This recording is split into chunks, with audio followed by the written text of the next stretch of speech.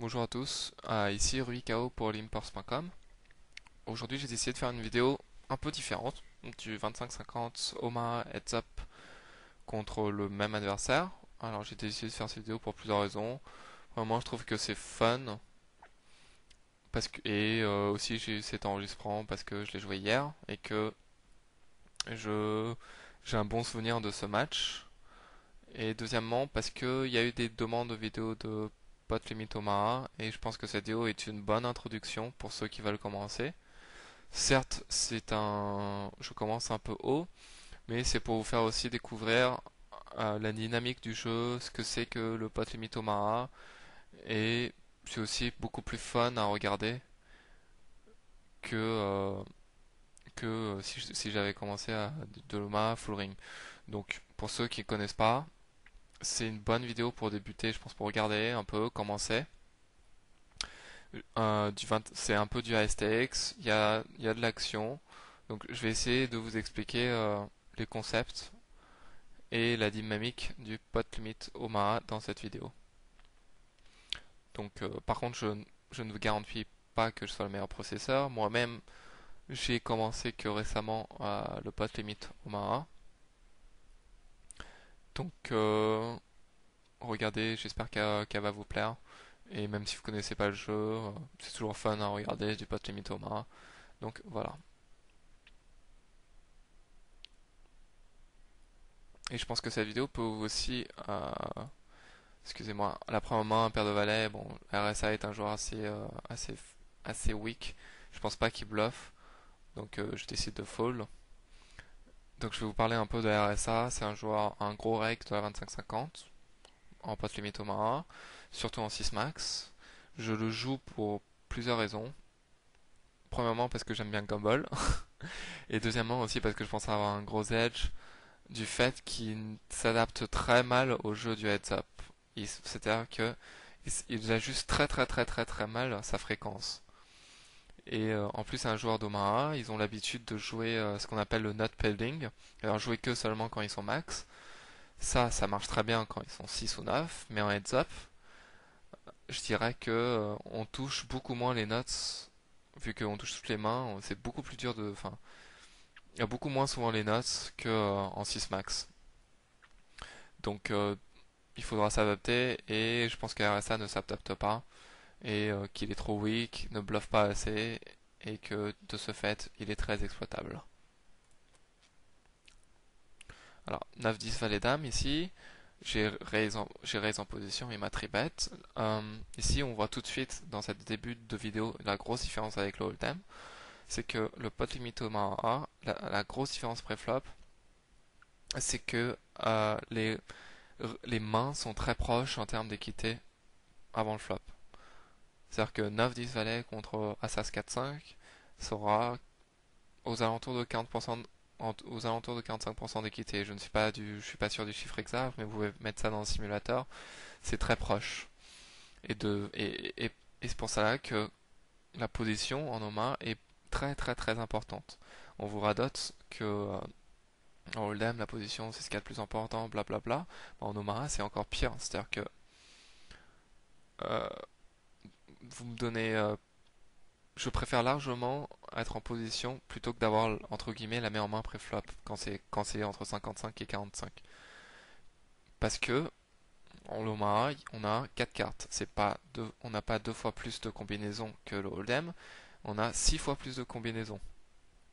Donc de ce fait, les jeux sont beaucoup plus forts. On a beaucoup plus de chances de toucher les nuts. Donc c'est pour ça aussi que les gens ils jouent nut peddling. Mais ça veut aussi dire que chaque street change drastiquement la force de votre main. C'est-à-dire que vous avez brelan en flop avec tirage couleur, la couleur rentre à la turn, bah tout de suite la force de votre main est beaucoup plus faible. Parce que en face, s'il y a eu de l'action, il y a la majorité du temps, votre adversaire aura la flush. Donc avoir la position, ça permet de soit prendre une free card et essayer de toucher le full, soit de représenter la flush si vous en êtes en bluff. Et river, une doublette, et là du coup la note flush la force de sa main a encore plus changé. Donc il faut savoir que la position Noma c'est très important à cause de ça. Donc je vais vous en parler, vous inquiétez pas, de plus en plus. Et je compte faire une série en low stakes pour ceux que cette vidéo, euh, qui ont aimé cette vidéo et qui souhaitent commencer le PLO. Je vais faire dans le futur une série de potes limite Omaha, sûrement en plus petite limite, pour vous apprendre les bases, les principes, le concept. Alors en haut à droite, on a 10 valets-valets, tirage quinté debout, backdoor flush draw, paire de valets, si on touche son relance, qu'il a seulement deux paires. Donc je décide de l'idée pour que la main soit plus facile à jouer.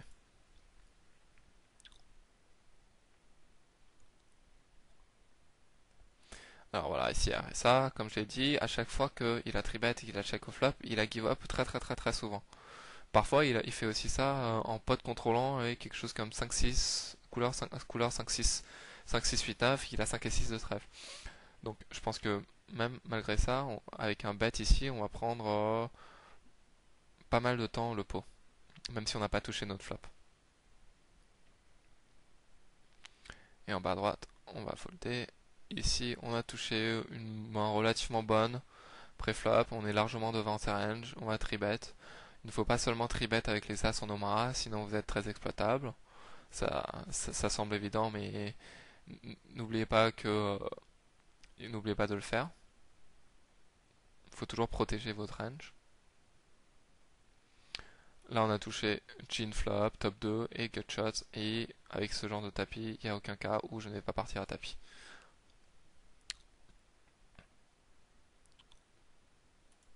Voilà, alors ici, contraire à ça, je vais vous dire tout de suite la dynamique. Je défends très très très loose hors de position, ce qui n'est pas conseillé en général, puisque, comme je l'ai dit tout à l'heure, la position est très importante, mais RSA est un joueur qui n'utilise pas assez la position. Il est très weak, il ne bluffe pas assez, et de ce fait, c'est assez facile de jouer contre lui. Je risque seulement 100. La cote directe, c'est 100 contre 200, mais, je pense que je vais gagner beaucoup plus que cette fréquence. Et en plus, ça nous interdit pas de toucher une bonne main. On a touché une bonne turn aussi qui nous apporte un tirage quinte par le bas et on va protéger nos deux paires et double tirage. Call et on a touché nos tirages ventral, mais il a touché sa gâchette supérieure. Là, on n'a vraiment pas eu de chance. On avait seulement, il jouait seulement la dame et l'as. Bon, c'est pas, tant pis. Ce sont des coups qui arrivent, hein, c'est pas, faut pas s'en vouloir. Et là, RSA. Voilà, RSA est un weak, mais la seule chose qu'il sait faire, c'est continuation bet sur un paired board, dame 5-5 ou 5-5-7, je sais pas. Continuation sur un paired board ou sur un board très dry. Donc il est vraiment assez lisible. Mais ici, on va quand même fall.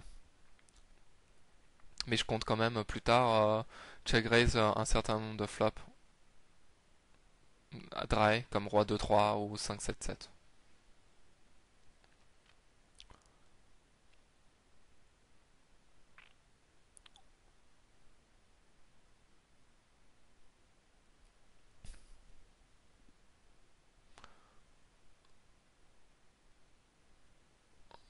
Là, voilà, on va jouer la plupart nos boutons comme moi je raise entre 80 et 90% de mes boutons. Donc ça peut vous paraître une mauvaise main, roi de 8-9, mais comme on a la position, c'est une main relativement jouable. Alors là, il nous a tribet. Contre un joueur normal, je pense qu'on peut fall avec cette poubelle. Mais comme une fois de plus, c'est RSA et que c'est un joueur assez prévisible, on peut essayer de flat et de soit toucher quelque chose, soit de prendre le coup s'il monte de la faiblesse. En haut paire de dames, 9 et roi, on va faire pareil, avec une main largement meilleure, surtout quand on flop bourrelant. En bas à droite, je pense que c'est un flop ou va continuous. Voilà. Parce que à chaque fois qu'il y a un flop avec un as, généralement, après le tribet, les tribetteurs initiales va représenter brelan d'as.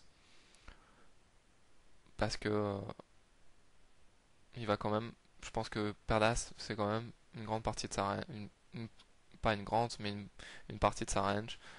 Et ici c'est un easy fall. Par contre en haut à droite, voilà, il a check. Ici, comme on avait dit à RSA, dès qu'il montre un peu de faiblesse, souvent il va check fall. Mais en l'occurrence ici on a brelan. Je pense pas qu'il va nous call très souvent, mais je ne peux pas check pour plusieurs raisons. Premièrement, j'ai pas envie de lui laisser une free card. Et deuxièmement, je protège ma range en bettant ici. C'est-à-dire que je ne bête pas seulement avec R. Et troisièmement, j'ai pas s'il a paire d'as, il peut pile une fois, voir la turn. Et je peux pas laisser une scar card tomber à la turn qui me va me faire pas perdre de la value à ma main.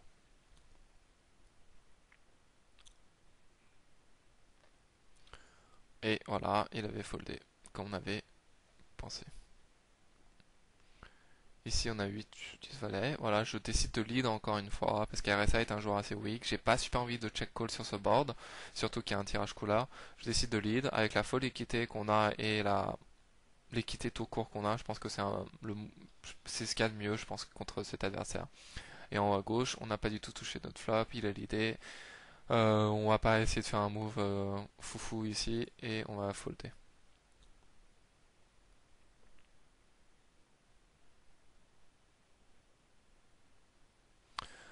En bas à gauche, on n'a pas, on n'a rien touché. Il n'y a pas de raison qu'il ait touché ici. On va essayer de, voilà, ici même en bas à droite, roi 9, dame 8. Toujours le même principe. On va flat beaucoup ces 3 bêtes. Et on va essayer de prendre le coup hors de position. Enfin, hors de position. En position quand il va montrer la faiblesse ou toucher la main. Et en bas à gauche, je pense qu'on va faire un continuation bet. 9, 9 10, 2, sans tirage couleur. C'est un flop relativement dry.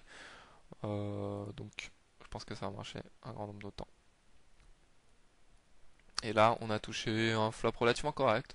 On a le 9 et une gutshot. Et évidemment, excusez-moi, n'importe quel deux paires. Donc même si la 2 as, on joue relativement bien. On est relativement bien. Et on va voir ce qu'il va faire. Et il check, voilà. RSA qui check. Je pense que ici un bet, on va prendre le pot 80% du temps. Et même si on prend pas le pot, on a quand même beaucoup d'équité. Ensuite en haut à droite, on a flopé, gutshot par le 6, avec un flop relativement bon pour continuation BT. Voilà, on va bet et espérer qu'il faut ou aviser à la turn.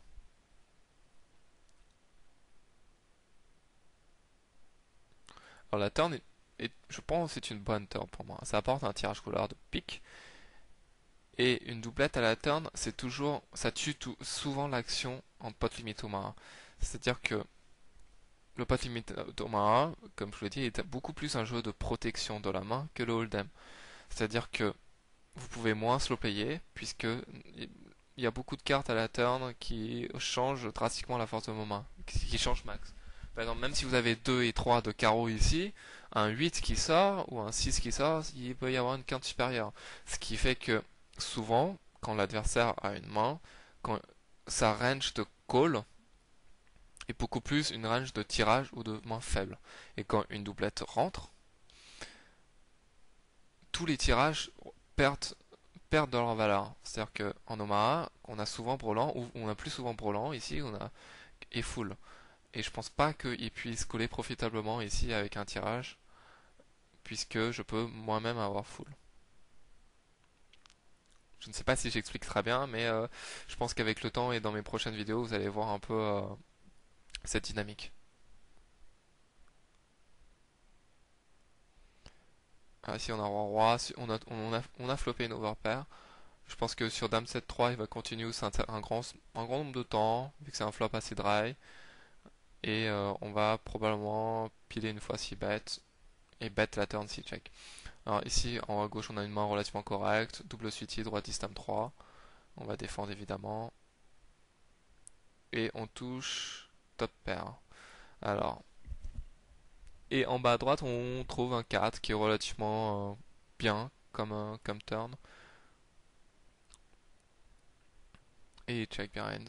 Et je pense qu'on a la meilleure main assez souvent, mais on n'a pas de value direct, on a plus un bluff catcher.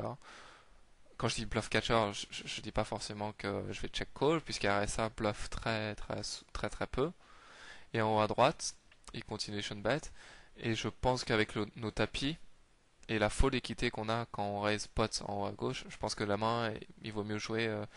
C'est pas mal de raise. On a top pair, on a on a deux backdoors, je veux dire, une backdoor quinte et une backdoor couleur, ce qui apporte pas mal d'équité. Et on est mal que vraiment contre Brelan. Et en plus, il peut avoir 7, 9 valets ou des mains à tirage quinte. Donc avec 549 déjà au pot, je pense qu'on peut raise profitablement ici et mettre son tapis. Et là, malheureusement, on est tombé contre du jeu apparemment. Mais c'est pas grave. On a toujours la turn et la river avec nous. Et une bonne turn. Et on a touché notre backdoor couleur. Et en bas à droite, notre paire de rois a tenu. Et on va voir ce qu'il avait en haut à gauche. Sur un jeu de table, on va rester nos boutons, comme d'habitude. Il avait Brelan et on a chaté. Mais faut pas, faut pas être résultant en titre. Il a pas très souvent top 7 ici. Faut pas abuser. On a pas mal de folie équité et même, voilà, même quand il a top 7, on a toujours un peu d'équité.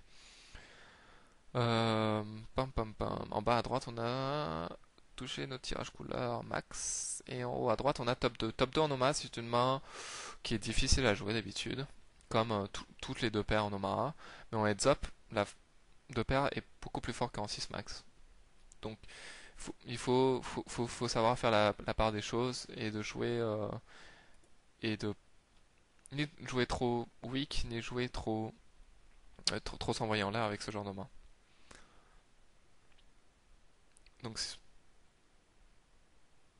voilà, on a gagné notre pot avec notre flash draw et il réfléchit.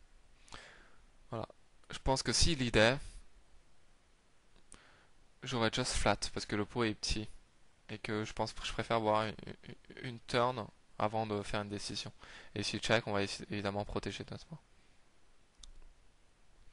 En bas à droite, ah bon à gauche, 4, 5, 6, 7. Je peux faire le 2, je peux tribet ici pour mixer ma range de tribet et aussi parce que c'est une main qui flop relativement bien. Et on a touché une paire avec une gutshot. Alors, ici on lead parce que RSA est assez weak. J'ai pas forcément envie de check call ni de check fall. Donc je préfère lead. Bon, le check fall je pense que le check fall est largement mieux que le check call. Mais on peut leader ici. Il suffit qu'il faut une fois sur deux pour que ça soit rentable. Et en plus, s'il nous call, on a toujours un peu d'équité. Et s'il raise, on n'a pas de décision difficile, c'est un easy fall. Évidemment, ici, quand vous faites ça, il faut balancer votre range en leadant aussi avec top 7 par exemple. Ou un gros tirage. Mais ici, c'est pas le cas et on va folder. Alors je décide de défendre avec As-Roi 3-8, c'est très light, je ne vous conseille pas de faire ça hors de position. Bon, je jouais 4 tables, j'étais pas forcément concentré, donc bon, c'est pas... Mais contraire à ça, de toute façon, c'est pas super mauvais, vu qu'il est assez weak.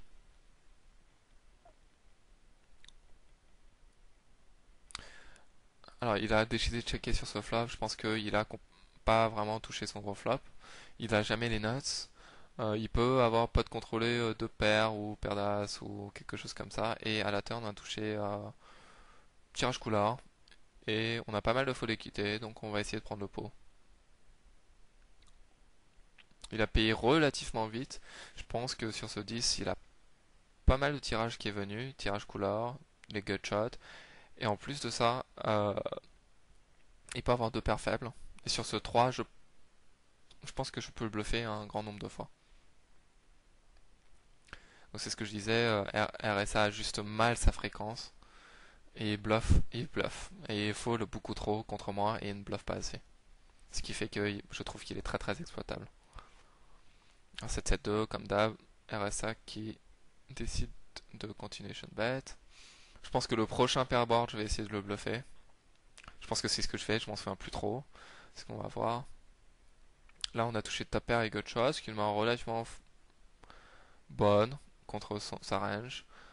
Et RSA n'est pas un adversaire du genre à multi-barrer bluffs. Donc je pense que en pilant une fois ici, même hors de position, c'est la meilleure des solutions. Et s'il montre de la résistance, enfin de la résistance, s'il montre encore de la force plus tard, je n'aurai aucun problème à full contre lui. Alors deux as ici, mais c'est des as pourris. Alors as 2 haut 9, c'est vraiment la pire, l'un des pires as. Mais bon, c'est pas, on n'est pas super deep. On va essayer de quand même de mettre de value notre paire d'as pré-flop. Et aussi parce qu'on est bon et qu'on touche brelan en flop. Et on protège évidemment nos brelans sur ce board bien dangereux. Et là, en haut à gauche, on a touché deux paires la turn, il a check. Je pense qu'on a la meilleure des mains 95% des temps. Et la river en 3. Je pense pas qu'on a la value directe. Je pense check ici pour balance enfin, c'est aussi pour qu'il nous bluffe encore moins. Pour qu'il continue à nous pas bluffer. Parce que enfin, s'il voit que je peux check avec ce genre de main, il va moins nous bluff. Et de toute façon, contraire à ça, on n'a pas de value ici. Alors, roi 3-3. Est-ce qu'on. Et ça va continuer bet. Voilà, il va continuer bet. Et je pense qu'ici, c'est un bon spot pour check raisé. Il n'a pas forcément. Sur roi 3-3, il aura un monstre très très très rarement du temps. Donc, je pense que ça va marcher un grand nombre de temps. Et là, il call. La dame ne change pas grand chose. Et je pense que c'est une bonne carte pour mettre une deuxième barrel. Parce qu'il peut nous pile une fois avec paire d'as, as-roi. Ou un petit 3 faible. Et je pense que si je bête encore une fois avec les tapis qui restent, ça fait énormément peur. Et comme c'est RSA et que c'est assez weak, je pense que la turn est une bonne carte encore pour barreler.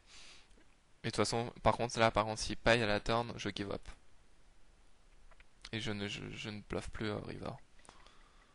Et on a eu la chance qu'il lâche. Donc il avait probablement du genre un roi ou une main comme ça. En haut à gauche, on défend cette main. C'est une main relativement correcte, j'entends bien, pas en heads up. Mais comme c'est RSA, évidemment, je le répète encore et encore, on peut décider de jouer ce coup. Et là, pour une fois, on a touché un bon flop. Et on peut décider de tout mettre. Alors, en bas à droite, on a touché un relativement bon flop. Et comme c'est RSA et qu'il a check sur ça, à mon avis, il check sur ce pair board parce que il s'est fait check raise la dernière fois. En haut à gauche, évidemment, on va mettre tapis. Donc en bas à droite, je pense que je vais check parce que j'ai pas de value à la turn. Il va fall grand nombre du temps. Je vais essayer de lui laisser toucher un as ou un roi. Ou de les laisser bluffer. Même si il ne bluffe pas souvent. Là, avec valet 8, je décide de flotter une fois. Puisque la dernière fois, on a raisé et il peut être frustré. Donc je décide de flotter une fois parce que parfois, j'entends rarement, on a la meilleure main. On peut avoir le tirage cœur qui est live. Donc, et on peut aussi prendre le pot s'il monte à la faiblesse. Donc là, river, je check avec le 4 pour plusieurs raisons. Je pense que j'ai pas de value, premièrement. Et deuxièmement, parce que je veux lui montrer que je check avec ce brelan et que il nous bluffe, qu'il continue à ne pas nous bluffer. Donc, ce que je dis ça, c'est maîtriser le flow du match en heads up. Enfin, essayer de contrôler le momentum que vous avez et de savoir à peu près ce que l'adversaire pense et ce que vous voulez qu'il pense. Donc ici, il a check. Et je pense que c'est une bonne carte pour bluffer. Je pense que en ayant call, on a assez souvent quand même un 7 ici ou un full. Et je pense que j'ai eu plusieurs choix. J'ai décidé de faire 650 pour plusieurs raisons. Premièrement, pour voir s'il trappe. Et deuxièmement, pour faire croire à un induce, s'il just call. Parce que avec ça, il reste pratiquement un pot bet river que je vais probablement barreler s'il monte de la faiblesse. Et là, il a call assez vite. Et là, pour moi, c'est un gros signe de faiblesse. Enfin, un gros signe. Un assez gros signe de faiblesse. Et que Sur la plupart des rivers, je vais bluffer, bluffer cette main. Et surtout parce que c'est RSA, je décide de full poter et de maximiser ma folle équité. Bien sûr, je ferai ça aussi quand j'aurai les notes pour protéger ma range. Ah, ça, c'est un tips que je vous donne. Moi, en hold'em, je fais le contraire. C'est-à-dire que je full pot quand j'ai quelque chose, comme As-Roi ou les mains avec lesquelles où l'adversaire va croire, il dit soit il a max, soit il a rien. Bah en fait justement, je full pot avec des mains au milieu de ma range de value. C'est-à-dire qu'avec As-Roi, supposons que j'ai As-Roi, je ne sais pas comment je suis venu ici avec As-Roi, supposons que j'ai As-Roi ici, et ben je vais full poter pour justement que l'adversaire paye light avec paire de 8, paire de 9. Parce qu'il pense qu'on est polarisé alors qu'en fait on ne l'est pas. Alors qu'en Omaha, comme on a 6 fois plus de combinaisons, je full pot pour qu'il pense la même chose, que soit on est max, soit on n'a rien. Mais en Omaha, on a beaucoup plus souvent max qu'en hold'em. Donc c'est pour ça que je full pot ici et c'est vraiment pour maximiser ma folle équité.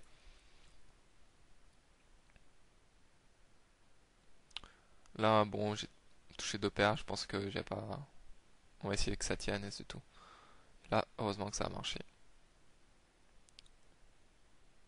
Là, on a touché Broland.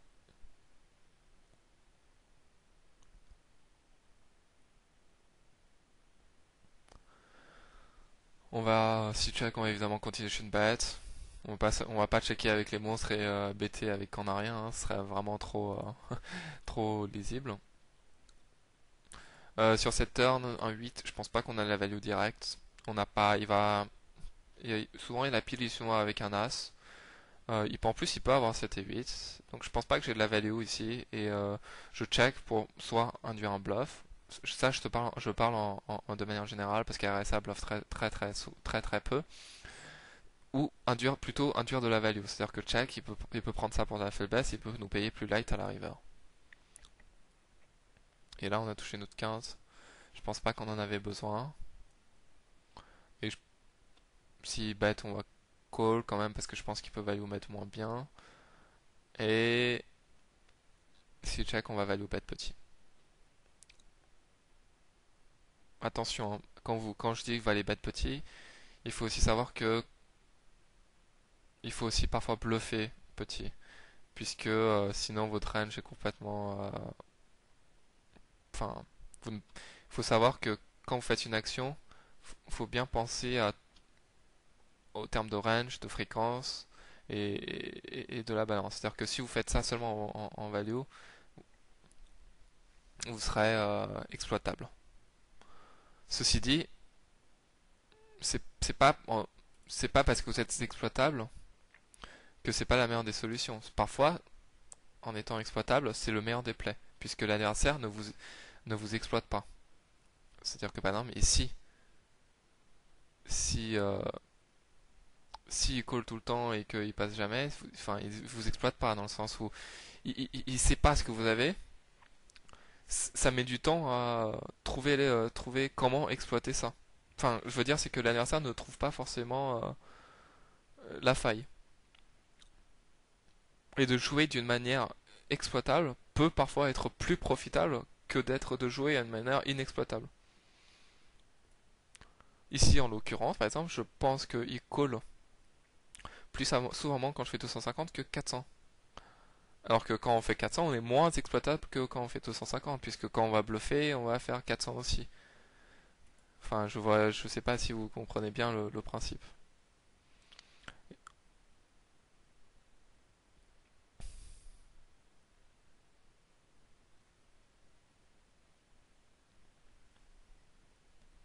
Là, on a touché Brolantis.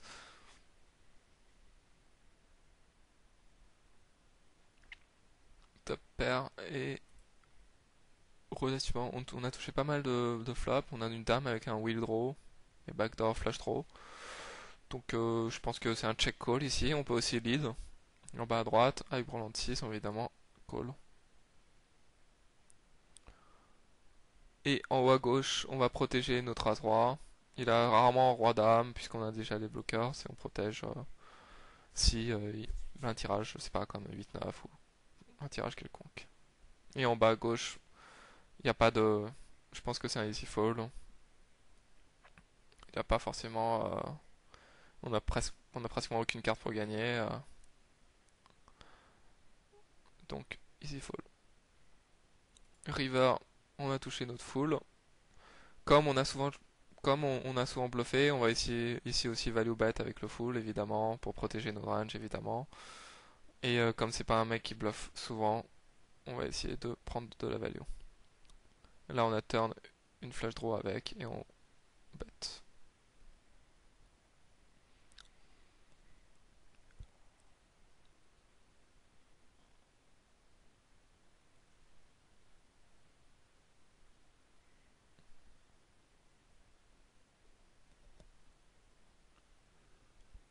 Là, on défend, encore une fois. Et on a touché notre brelan. C'est facile hein, quand le poker c'est comme ça. Euh, je pense que quand je flatte ici, je montre trop de force. Et qu'il a souvent foldé quand je flatte après. Je pense que je peux induire un bluff ici en raisant ou d'induire un call light avec paire d'as. Il ne nous vient pas forcément sur un brelan. Donc c'est pour aussi balancer notre range de bluff. Et voilà. En gros, pourquoi je raise avec un 6 ici. C'est pour mixer les choses. Il a fold assez vite, je pense pas qu'il avait une main. Donc voilà. De toute façon, on n'aurait pas pu les prendre plus.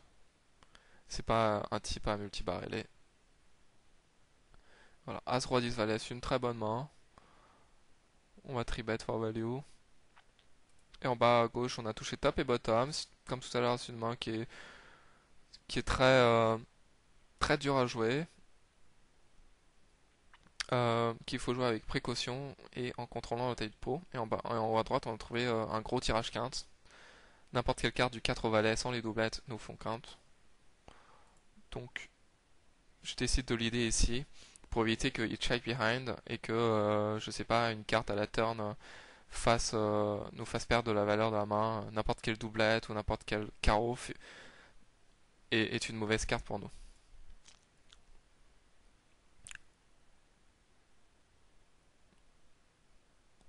Là, il a décidé de leader. Alors, de mon expérience, il a souvent leadé avec deux paires ou des mains qui ne sont pas énormes. En Mekan, il n'a pas envie de check raise et de mettre tapis. Un peu comme moi, quoi. Et donc, du coup, je, je vais call une fois pour voir ce qu'il va faire à la turn. On a une bonne turn, on a touché trois paires. Il a pas souvent. Il peut avoir 4 et 6. Et s'il a 4 et 6, on a toujours 6 outs. Il peut avoir d'autres tirages.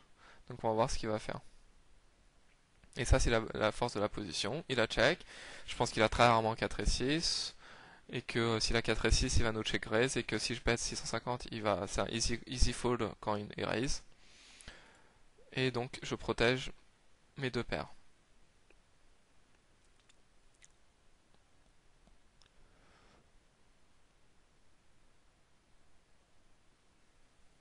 Et là, il y a la pire carte qui est tombée. Je pense que après nos calls, on ne bat aucune main. Je, je- je pense que c'est un bon check behind ici. Et qu'il peut avoir la nut flush draw. Donc j'ai pas forcément envie de le bluff. Et là, un valet qui tombe.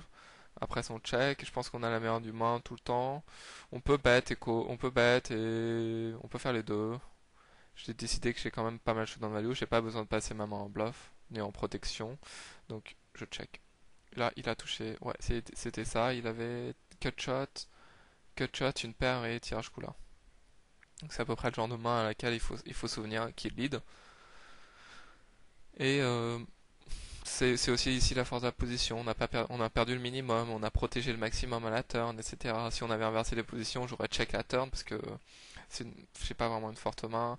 Et il aurait bet, j'aurais probablement fall. Et là, sur la river, on a perdu le minimum vu qu'on a check behind.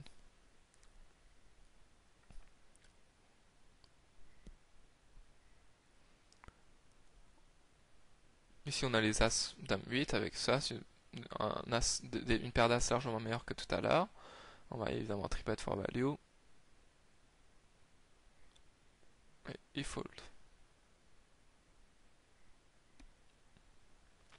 En bas à droite, on a touché top pair, top kicker. C'est une main qu'il faut protéger. Et en haut à droite, on a une bonne main pour flatter.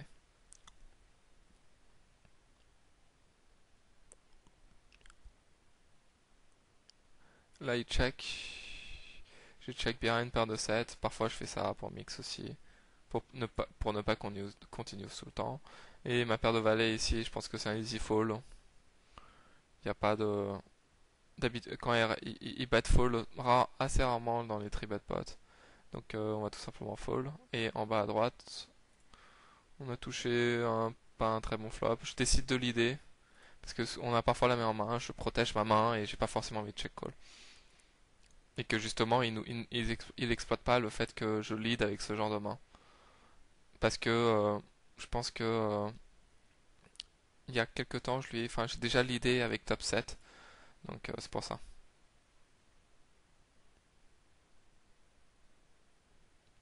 Si plutôt paire de roi, on va juste espérer que ça tienne. En haut à gauche, on va espérer qu'il va fold.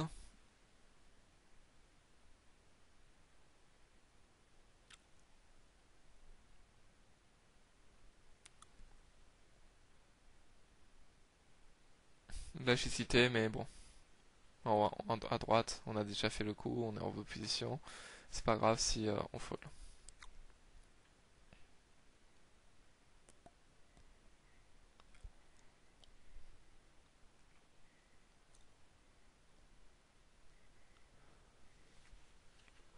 Là on a trouvé en, en, en haut à droite, on a trouvé top pair.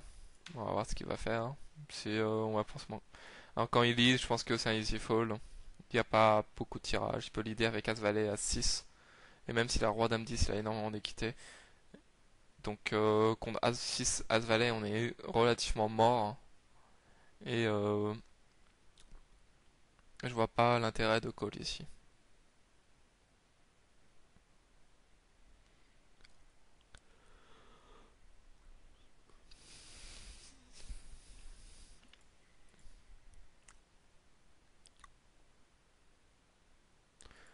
On peut, enfin tout à l'heure la main avec As8, on pouvait raise aussi, passer notre main en bluff.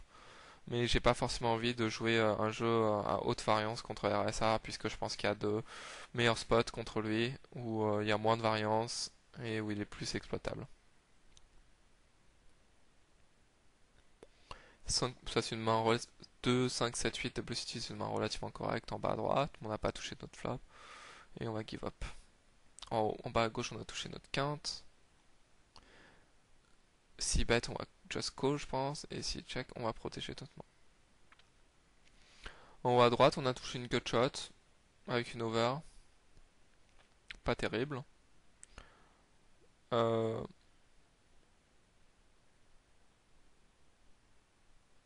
voilà. Là, je pense qu'on peut flat une fois pour float parce qu'il lead quand même assez souvent. Voir s'il monte un peu de la faiblesse plus tard. Ou si on peut toucher notre quinte. Ou représenter une quinte si il y a le 10 qui tombe puisqu'on a des blockers. On peut toucher notre 9 pour le brelan. On peut toucher un roi. Et tout cela fait qu'il y a quand même pas mal de cartes qui... On peut toucher aussi une dame qui fait quand même pas mal de tirages. Donc on va voir. On a aussi des backdoor flush, backdoor card je veux dire. Et on va voir. Ouais, justement, ici c'est un 10 qui tombe. Quand on a les paires de 9, on peut représenter la 15. Ça va dépendre si check, je pense qu'on va bet. Et en haut à gauche, c'est une bonne main pour défendre face à un tribet. Et on a complètement raté notre flop. Et je pense que ça touche plutôt sa range. Donc on va give up en haut à gauche. Sauf si check. On va évidemment bet si check, comme d'habitude. Et là, j'ai hésité à bluff, mais après qu'il est bet, je pense qu'il fold rarement face à un raise. Donc c'est un easy fold.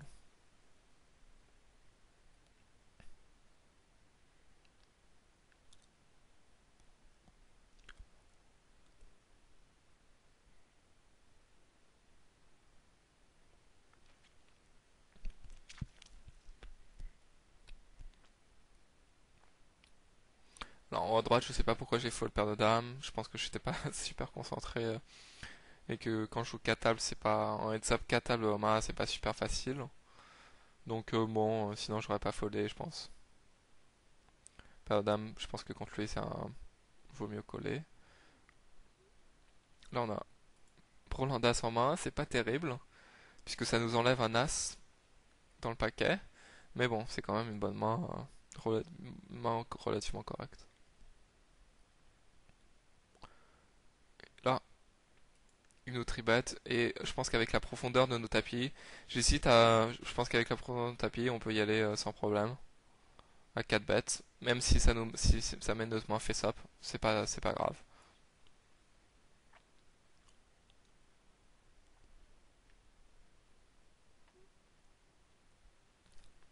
Et même avec un As dans le paquet, on le touche, tout de suite le carré, et on va value bet, et protéger toute main. Et en haut à gauche aussi, on touche un flap relativement bien. Nat flash draw, tap pair, tap kicker et gut shot.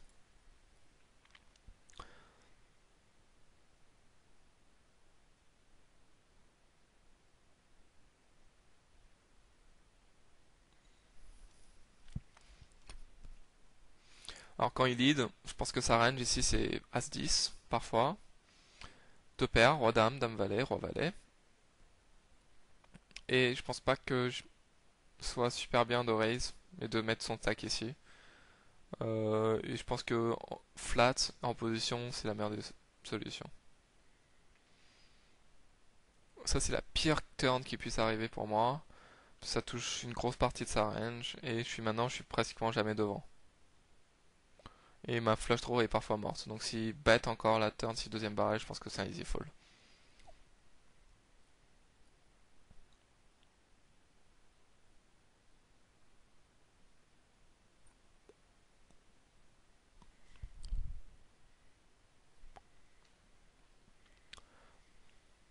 Bon bah à gauche rien à dire.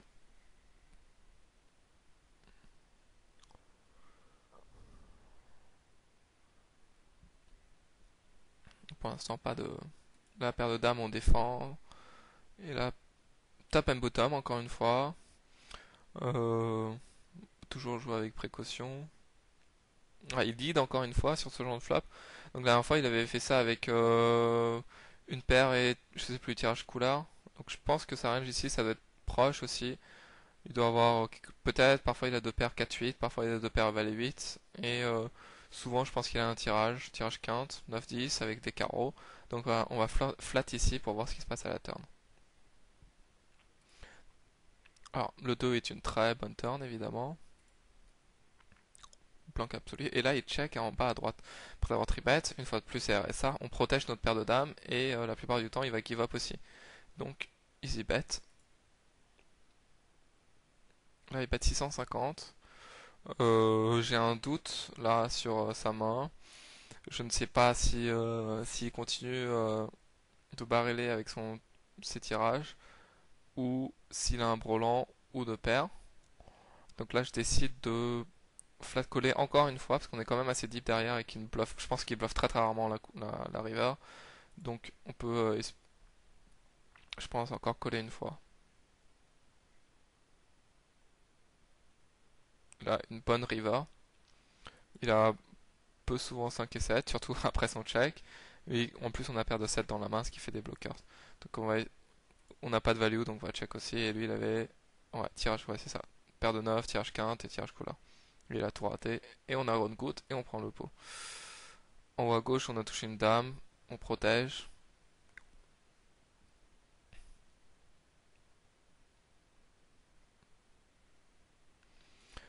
En haut à droite, on a trouvé le chin flop. Je sais pas si on peut faire mieux. Peut-être roi 8-2, mais bon. Top 7 avec net flash draw. Tirage couleur max. On va essayer de mettre le plus d'argent possible.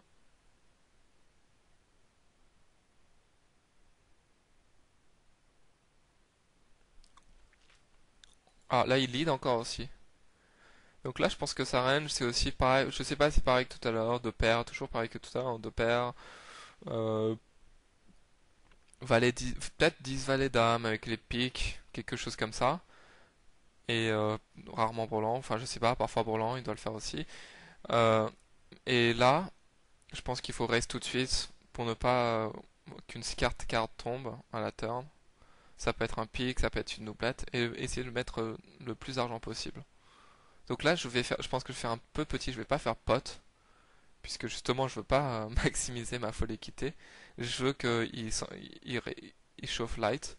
Donc, on va essayer de faire 3 fois 750, je sais pas, 600, 700, voilà, 750, et on va essayer qu'il nous fasse un move, qu'il nous chauffe avec un combo draw, ou quelque chose comme ça. Et quelle que soit sa range, là, on le crush complètement. La pire des mains, c'est 9-10 dames, 9-10 dames as, mais bon, il n'y a pas tout le temps ça, et même s'il a ça, on est devant, largement devant. Une call, turn parfaite, river parfaite. On a touché, mais on n'avait pas besoin. Ah, il avait paire de valet, il était pratiquement dead, il jouait une carte. Même s'il me l'a fait pas mal de fois dans la journée, des one-outer, cette fois il a pas fait.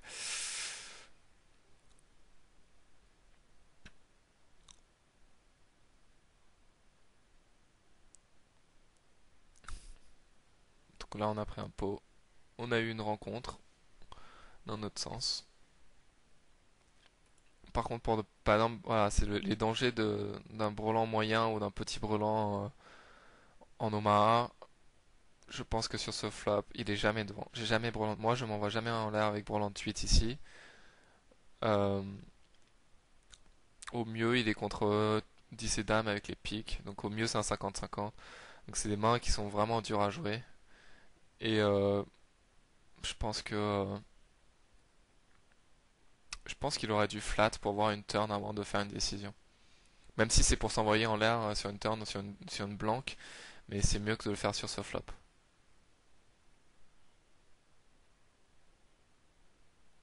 Là, il va quitter, je pense qu'il va arrêter.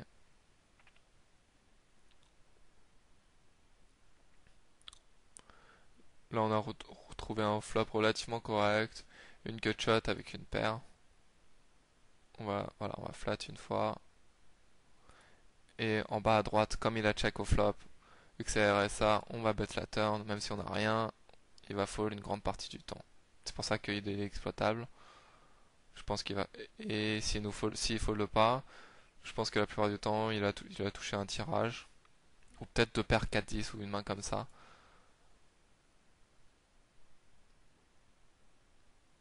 Et là, il a continué à montrer de la force sur en haut à gauche. On va give up, c'est pas grave. Là, le 9 qui tombe, ça rentre quand même pas mal de tirages. Mais je pense que j'ai quand même de la folie équité.